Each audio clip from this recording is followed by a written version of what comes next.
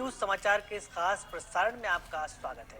हम अपने इस सेगमेंट में आपको रूबरू कराते हैं कुछ ऐसे व्यक्तियों से जिनके प्रेरणादायी कार्य समाज के लिए प्रेरणा स्रोत बन जाते हैं।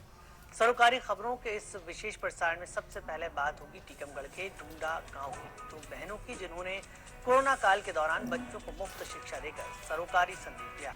कोरोना काल में लॉकडाउन के दौरान जब सभी स्कूल बंद थे, तब टीकमगढ़ के ढूंढा गांव की बहनों ने अनोखी पहल करते हुए छात्रों के लिए घर घर जाकर पढ़ाने की व्यवस्था शुरू की। टीकमगढ़ की इन दो बेटियों के प्रयासों से ग्रामीण बच्चे कोरोना काल में भी सफलतापूर्वक अपनी पढ़ाई कर रहे हैं। देखिए ये रिपोर्ट।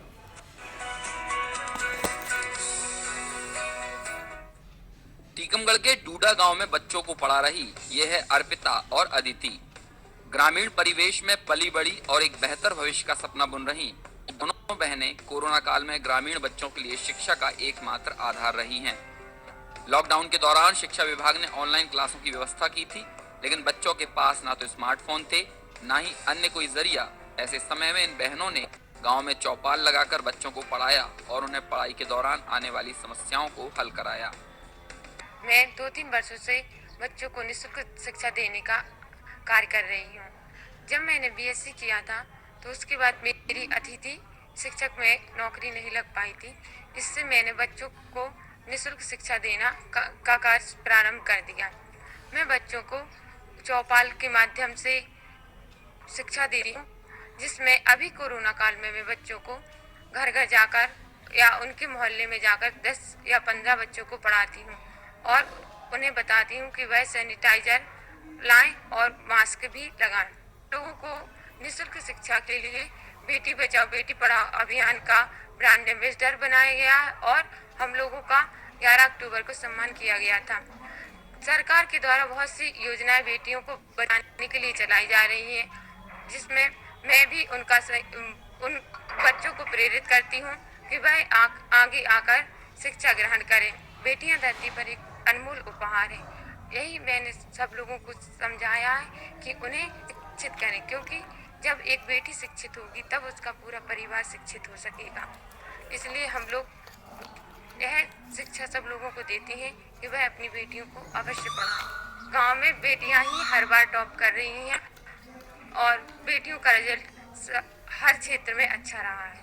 हम लोग अपनी तैयारी के साथ साथ बच्चों को शिक्षित करते हैं और अपने समय को मैनेज करते हुए बच्चों को पढ़ाते हैं। कोरोना काल में हमें जैसे विद्यालय के सर के द्वारा और गांव आसपास के पड़ोसियों के द्वारा हम लोगों को सुविधा मिल जाती है कि वो अपने घर का एक कमरा दे देते हैं, जिससे में हम 4-6 बच्चों को बैठाते हैं, जिससे सोशल डिस्टेंसिंग बनी रहे। हर जगह हम चौपाल लगाते हैं और इसके लिए हम रेडियो का भी उपयोग करते हैं। रेडियो के माध्यम से भी शिक्षा देते हैं और हर जगह जाके सिर्फ 6-6 या 7-7 ही बच्चों को रखते हैं। बच्चों को अच्छा लगता है। हम लोग उसको एक शिक्षा को एक फन के हिसाब से करवाते हैं, उसमें एक्टिविटी का भी उपयोग करते हैं, जिससे बच्चे एक्टिविटी के माध्यम से पढ़ते हैं तो उन्हें बहुत अच्छा लगता है। उनको अभी अंतर्राष्ट्रीय बालिका दिवस पर कलेक्टर सर के द्वारा सम्मान प्राप्त हुआ है। बच्चों की पढ़ाई कराने के लिए इन बहनों के नवाचार के सकारात्मक परिणाम आए हैं। बच्चों के अच्छे परिणाम आने पर जिला कलेक्टर ने दोनों बहनों को राष्ट्रीय बालिका दिवस पर सम्मानित किया। जिला महिला एवं बाल विकास ने भी इन बहनों को बेटी बचाओ बेटी पढ़ाओ का ब्रांड एम्बेसडर बनाया।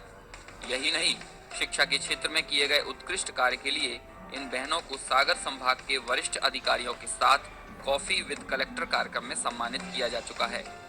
बच्चों को बिना किसी वेतन या भुगतान के शिक्षा प्रदान कर रही दोनों शिक्षिकाओं के प्रयासों की स्थानीय छात्र छात्राएं भी तारीफ करते हैं।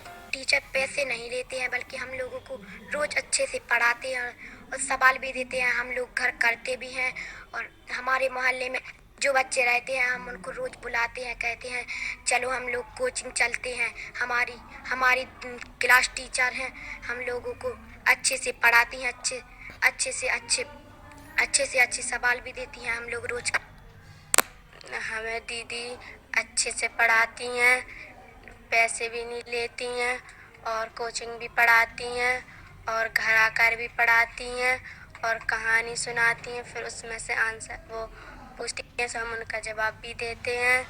हाँ, अभी कोरोना के काल में स्कूल बंद है और चौपाल पर दीदी घर घर बुलाकर हम लोगों को चौपाल पर पढ़ाती हैं कई माध्यम द्वारा, जैसे खेल खेल में पढ़ाती हैं, कहानियाँ द्वारा पढ़ाती हैं, पेंटिंग द्वारा पढ़ाती हैं, रेडियो द्वारा बहुत सी मेहनत करके हम लोगों को पढ़ाती हैं। और हमारे माता पिता भी कहते हैं कि तुम लोग समय पर जाते हो इसलिए अच्छी सी पढ़ाई करना। और फिर हमें इन दोनों की सीख से ही हम लोग पढ़ रहे हैं और हम पर बहुत भरोसा है इन लोगों का, इसलिए हम लोग पढ़कर आगे बढ़कर देश का नाम रोशन करें। ये वहाँ पर काम कर रही हैं, वॉलंटियर के रूप में वो काम कर रही हैं। और कोविड के समय आपको पता है कि ऑनलाइन कक्षाएं चल रही थी, बहुत सारे बच्चे ऐसे थे जिनके पास मोबाइल नहीं था।